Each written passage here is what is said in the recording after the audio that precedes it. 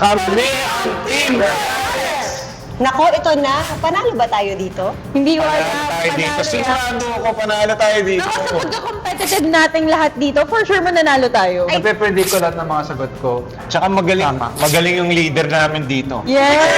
Got you guys. Kaya talagang mama, white pack na kayo. Galingan mo leader. I got you guys. Galingan natin sa team. Siyempre, gagalingan natin. Makakasahan. Ang message natin para sa mga kalabang team ay mag-ingat kayo. Wow, naging royalty. Naging bigla. Hindi, ano Hindi, eh. pag kayong nanalo, lilibre nyo kami. Yun lang yun. Oo, ganun sa kadali yun. Hindi namin Hindi kayo lilibre.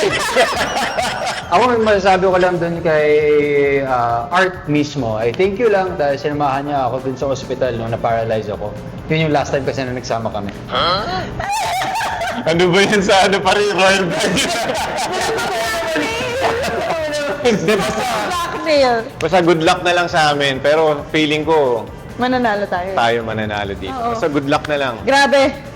So pag nagka-season 2, wala na ako dun eh. Wala na kaming dalawa Hindi. season Hindi, gusto ko pag nagka-season 2, may mga flashback. Maraming flashback si Diana at si 2. Andrew. O kaya naman may kambal ako. Paghihiganti ko yung... Ayan, may kambal. May kambal, no?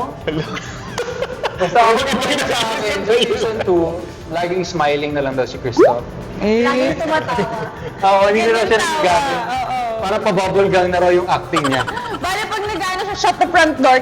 Shut the front door. Oo. Ganyan tayo, ganyan na ako, ganyan na. Mga kapuso, kamusta na kayo? Abangan nyo kaming lahat of the beautiful people to my right sa Family Feud bago yan mag 24 oras. Ayan, mamayang gabi na guys. Family feud.